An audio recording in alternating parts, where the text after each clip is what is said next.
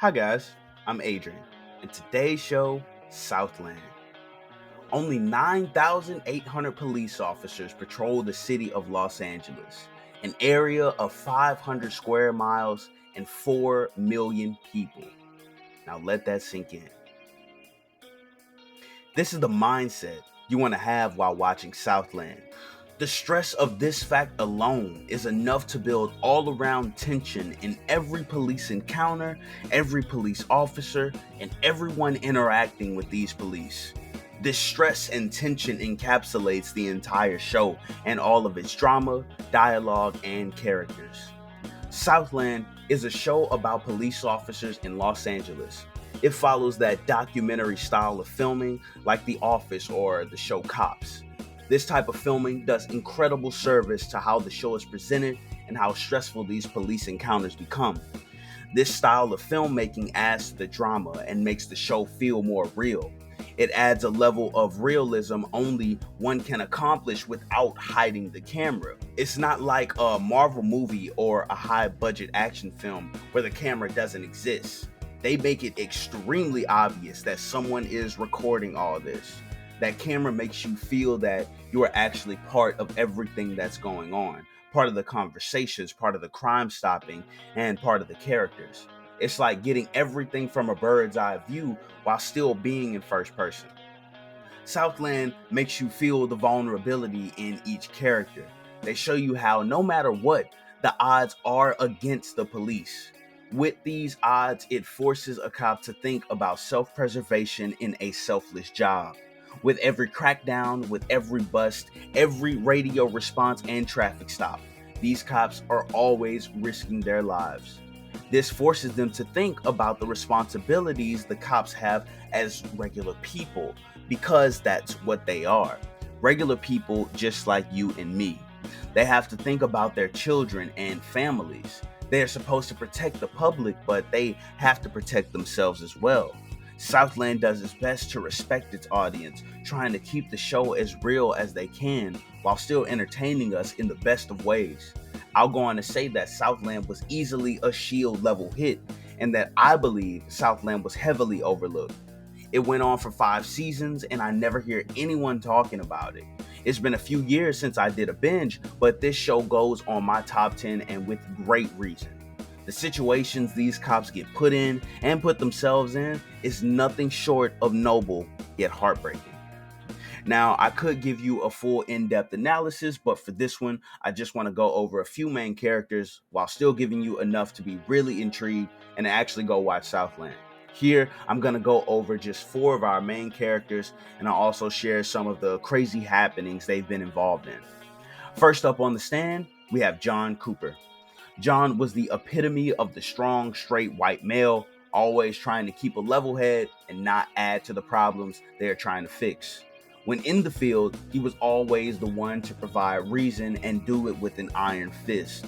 He really is a good cop. Unfortunately, he never wanted to be a cop. He said it was the only job he could get that paid $30,000 a year. With that, you can only imagine how cynical his view on society is, dealing with the bullshit day in and day out. Crazy thing is, he's one of the better cops of the show. Now, Cooper's internal struggle comes with his sexuality, but he also wants to have a baby with his ex-wife. It's all extremely conflicting, especially since his ex-wife doesn't know what she wants to do either. Cooper's ex-wife can't get down with his lifestyle. Being a closeted gay or bisexual police officer, I'm not sure, and from his ex-wife perspective, why should she bring a child into this world that's going to have a weird parenting situation, a mother who doesn't love the father, a father that may not come home one day? It's too many risks for her, and I get it, anyone would. The big problem here is that a big portion of Cooper's livelihood and sanity was riding on the possibility of having a child. Not just a child, but his own child. With Cooper being gay, his only real chance at a family is with his ex-wife.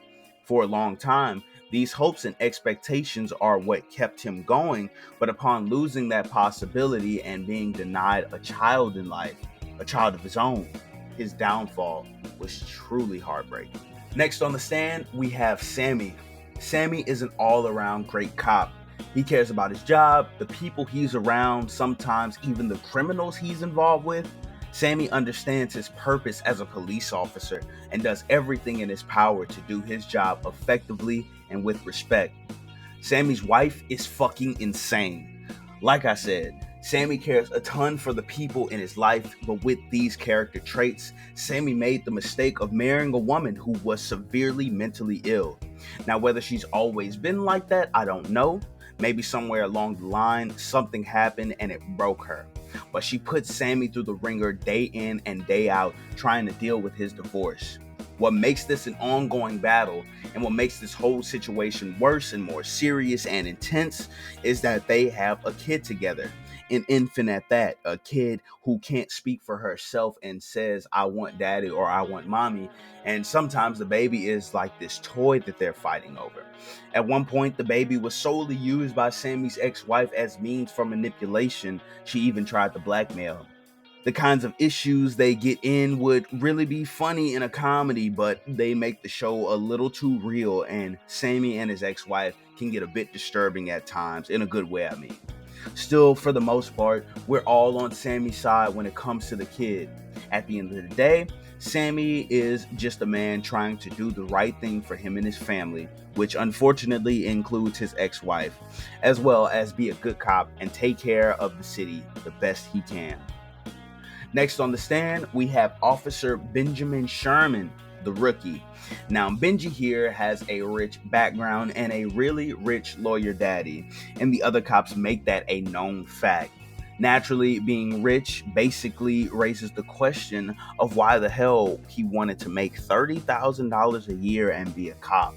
With that, he's constantly questioned by the other cops, and he questions himself on why he wanted to be a cop and why he continues to be one. This is possibly due to him trying to live outside of his father's image. He also wants to be something real, actually do something for society and give a real contribution. And he does. He does this with flying colors. Now, because of his impressive track record and still being pretty green, there was some fame that came along with his excellent performance. Over time, the fame gets to his head and he starts to feel a bit invincible. When you got a big head like Ben and you're a cop, you're bound to run into some really awful issues. The rest of his battle is this struggle with fame and glory while still remaining on the ground with the other cops. Having so little skin in the game, there's no way for him to know how to handle it, and so he does like anyone without guidance and makes the wrong decisions. Like I said, this show stresses consequences, and boy did we have a few of those. Ben also is just trying to become his own man while still having some fun along the way, like any of us would. Overall, Ben is a good guy and a good cop, but he has his struggles just like any other cop in the precinct. How he deals with them is what makes him unique, but you gotta watch it to find out. Last on the stand, we have Detective Lydia Adams. Now, Lydia is arguably the star of the show. I feel like we follow her story more than anything, which is a bad thing by zero means. She's got her outside issues, but she's mainly just trying to deal with her mistakes, her wins, and like some of our cops in this show, and I emphasize some cops in Southland, are just trying to do everything in their power to be the best cops they can be. One main point of her story is when she ends up getting pregnant out of wedlock. This causes some very real and grounded drama. The baby's daddy is with another woman, and the pregnancy happened during an affair. Mind you, the baby's daddy has an entire family, wife and kids. With this, if the baby's daddy's wife finds out about the illegitimate baby, his life is completely over. Now, Lydia has to raise this child on her own with essentially no help or contact from her quote-unquote partner. Then we get to her being a pregnant detective and dealing with the issues of being pregnant while still working. We also see Lydia having to put on the blues while pregnant, plus she has to deal with the baby once it gets there. In summary, even though Lydia isn't perfect and makes her fair share of mistakes, Lydia has definitely and respectfully earned the strong single mom badge. With Southland, sometimes you feel like you're just watching cops doing cop shit, but it's so much more. You're watching these men's lives unfold and their entire perspective of who we are as human beings and what we are as a society being challenged on a daily basis. Not only is perspective and ideology challenged, but their perspective and ideologies change with every encounter.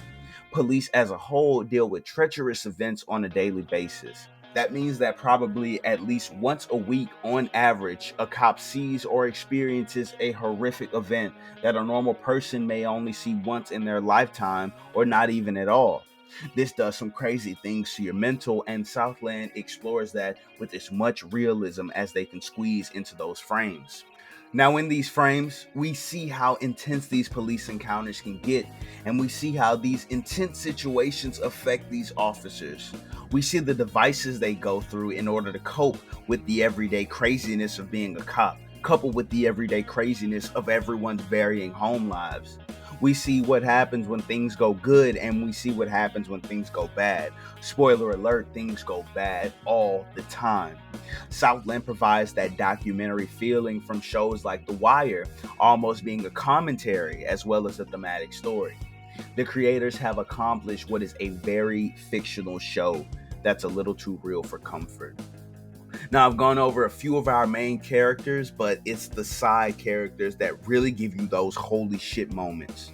The writers can be a bit more creative with their storylines, so the side characters and the characters not mentioned on this video go through some really crazy shit. In fact, our side characters have their own internal struggles as well.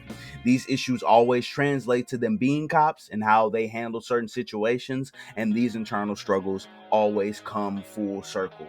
The side characters also have their surprises just as much, if not more, than our main characters. We get to see cops go off the rails, we get to see them stay on the rails to a fault, and we see them get big wins and make huge mistakes. I think that's one of our major themes in Southland. Our actions always have consequences.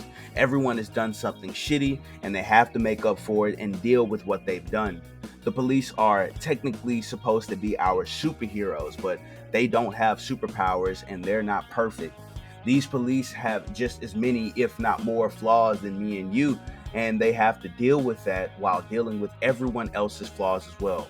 That's why I love Southland, because the show stresses accountability, consequences, and the real ways we deal with them. You're not going to see some incredibly heroic shit in Southland. You're not going to see one cop taking down a warehouse full of bad guys. You're not going to see 10 huge explosions and a full-blown action scene. No, that's not how this works. And Southland makes damn well sure the audience knows that. What you are going to see is how things are really handled when it comes to our men in blue. You're going to see people, not police, but people trying to protect other people, protect themselves simultaneously, and do everything in their power to do the best they can with what they have. Anyway, Southland is a banger. You need to watch it, and if you don't, you lame as fuck. I want to thank you guys for watching my video on Southland. Be sure to like, comment, and all that good stuff, and I will see y'all in the next one.